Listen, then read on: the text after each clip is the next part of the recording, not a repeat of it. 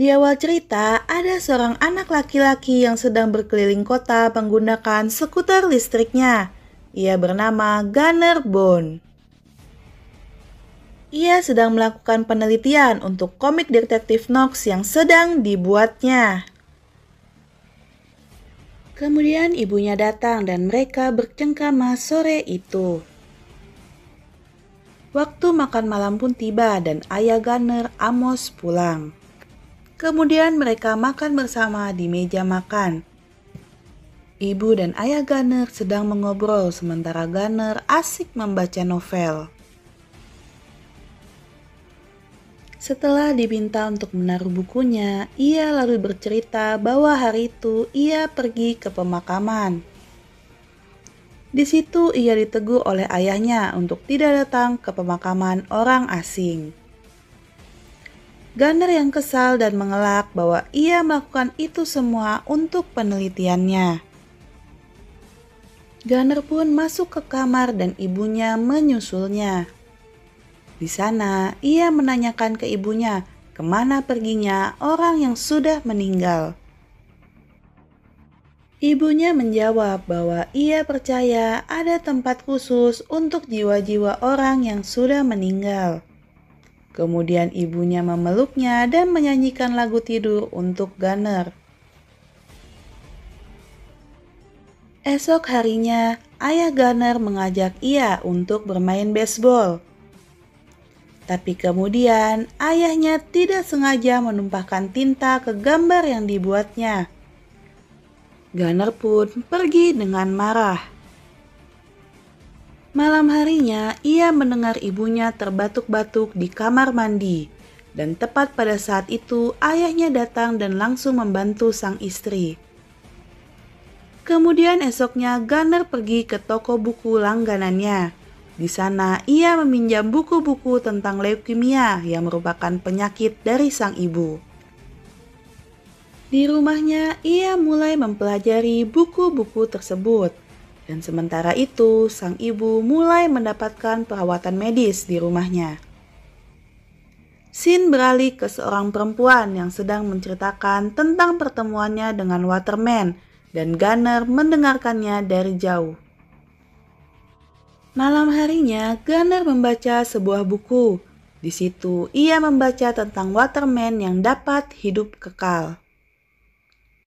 Keesokan harinya, ia datang ke pemilik buku yang ia baca, bernama Tuan Busy.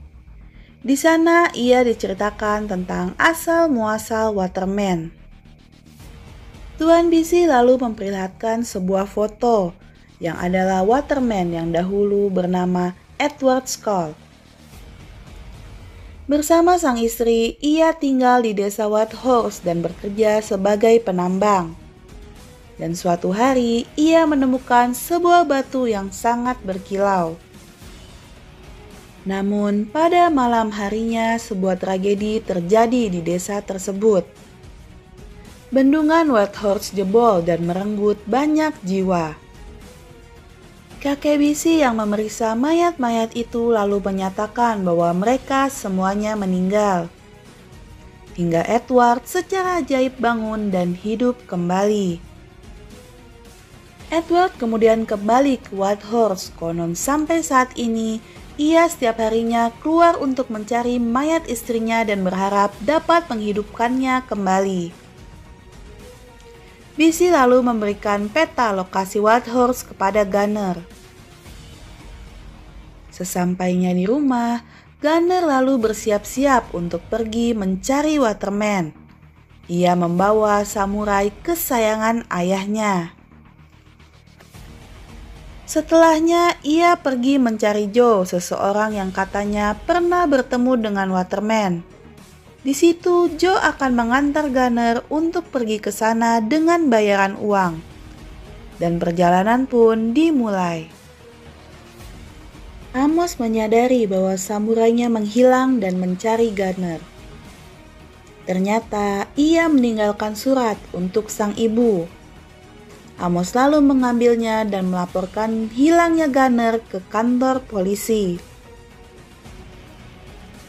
Malam pun tiba, Amos pulang dan memeriksa kamar Gunner. Tiba-tiba ia mendengar istrinya memanggil Gunner.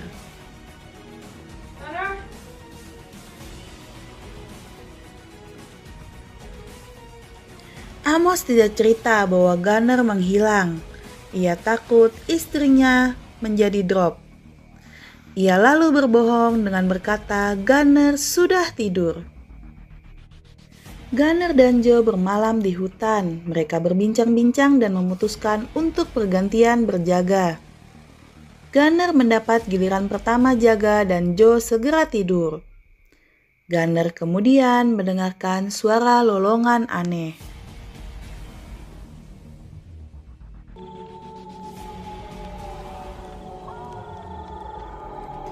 Ia lalu mengambil samurainya dan mencoba mengecek keadaan. Ia merasa bahwa ada orang di dekatnya. Ia berjalan dan menemukan batu hitam yang diikat ke sebuah pohon dan mengambilnya. Esoknya Amos datang ke toko buku langganan Gunner. Di sana ia memberitahukan bahwa Gunner menghilang. Lalu ia meninggalkan nomor telepon dan meminta untuk menghubunginya jika bertemu dengan Gunner.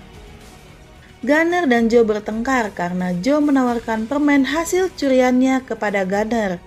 Di saat itu, tiba-tiba terdengar suara raungan aneh dan ternyata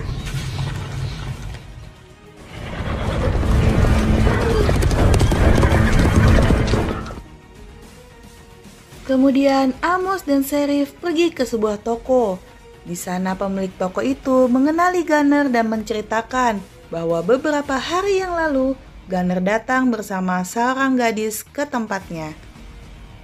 Sementara itu di hutan, handphone Joe tidak mendapatkan sinyal dan akhirnya Gunner membaca peta secara manual. Tiba-tiba salju turun dan Gunner senang sekali. Ia merasa bahwa itu adalah tanda bahwa lokasi Waterman sudah dekat. Di rumah, ibu Gunner mengangkat telepon yang ternyata dari pemilik toko buku yang bernama Nyonya Beckmeyer. Di situ ia akhirnya tahu bahwa Gunner telah menghilang. Gunner dan Joe menemukan tempat peristirahatan untuk malam ini. Mereka berteduh di bawah akar sebuah pohon besar. Malam hari datang dan saat mereka berbincang-bincang, tiba-tiba seekor serangga hinggap di tubuh Joe. Ia berteriak ketakutan.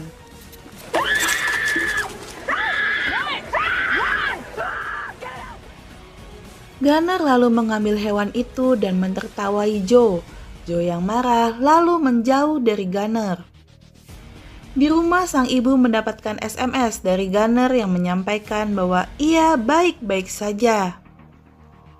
Kemudian saat Joe dan Gunner tertidur, mereka diserang oleh ratusan kecoa. Mereka lalu berteriak dan lari menjauh. Paginya, mereka duduk di sebuah batu. Joe kedinginan dan kelaparan karena mereka meninggalkan jaket dan tas perbekalan mereka di sana. Di situ Gunner berjanji bahwa jika sampai hari ini mereka tidak menemukan apapun, mereka akan kembali pulang. Amos memberitahukan tentang SMS itu kepada Sheriff dan mereka akan mengecek nomor itu. Sheriff kemudian memberitahukan bahwa ia menemukan skuter Gunner di gudang dekat hutan White Horse. Ia mengatakan bahwa ada kemungkinan Gunner pergi ke sana. Namun pada saat itu, hutan sangat berbahaya karena sedang terjadi kebakaran hebat. Kemudian Amos bersiap untuk pergi ke hutan mencari Gunner. Dan tepat pada saat ia akan berangkat, Tuan Bisi datang dan memberitahukan kemungkinan Gunner mencari Waterman. Ia lalu memberikan Amos peta hutan White Horse. Kembali ke Gunner dan Joe. Saat berjalan di sebuah jembatan pohon tua, Gunner terpeleset dan nyaris jatuh ke sungai. Untungnya Joe menolongnya dan berhasil menariknya kembali. Amos memasuki hutan White Horse. Ia mulai berjalan menuju danau yang juga dituju oleh Gunner dan Joe. Di sisi lain, Joe meminta untuk kembali pulang namun ditolak oleh Gunner. Di situ Joe mengakui bahwa ia berbohong selama ini tentang Waterman dan lukanya. Mereka lalu bertengkar dan akhirnya Gunner pun berjalan sendiri. Tidak lama kemudian Joe kembali dan mengejar Gunner. Gunner melanjutkan perjalanan sendirian. Kabut asap semakin pekat dan membuat Gunner sulit bernapas. Sementara itu, Joe masih terus mencari Gunner di antara kabut asap itu. Akhirnya Gunner menemukan danau dan sebuah gubuk yang diyakini ditinggali oleh Waterman. Ia kemudian masuk dan mulai berkeliling. Tiba-tiba terdengar suara orang berjalan dan ia kemudian bersembunyi. Orang itu pun masuk dan kemudian duduk di depan perapian. Ia tahu bahwa Gunner ada di sana, lalu Gunner keluar dan bertanya apakah ia Waterman. Gunner lalu menceritakan maksud dan tujuannya datang dan Waterman berkata, Body erodes to nothing. Kemudian terdengar suara Joe memanggil-manggil Gunner. Di sana Waterman mengatakan bahwa Gunner meninggalkan temannya demi batu itu. Ternyata semua yang terjadi tentang pertemuannya dengan Waterman hanyalah imajinasinya semata. Lalu ia tersadar oleh teriakan Joe dan kemudian mencari keberadaan Joe. Saat menemukannya, Joe ketakutan dan berkata bahwa yang memberi bekas luka itu adalah ayahnya, bukan Waterman. Tepat pada saat itu Amos datang. Mereka lalu berpelukan. Karena api yang sudah begitu besar, Amos mengajak Gunner dan Joe untuk berenang menyeberangi danau untuk menghindari api. Akhirnya Amos dan Gunner sampai di rumah. Ibu Gunner telah menunggu mereka di teras rumahnya. Lalu mereka semua berpelukan. Kemudian Joe diambil oleh pihak dinas sosial dan hubungan Gunner dan Amos membaik. Amos lalu memberikan Gunner hadiah yaitu seperangkat alat menggambar. Waktu makan malam pun tiba dan mereka semua berkumpul. Di sana ada juga Joe yang sepertinya dirawat oleh mereka. Kemudian mereka bergandengan tangan dan berdoa, dan film pun berakhir. Terima kasih sudah menonton alur film ini. Jangan lupa subscribe, like, dan komen channel ini. Sampai jumpa di video selanjutnya. Bye-bye.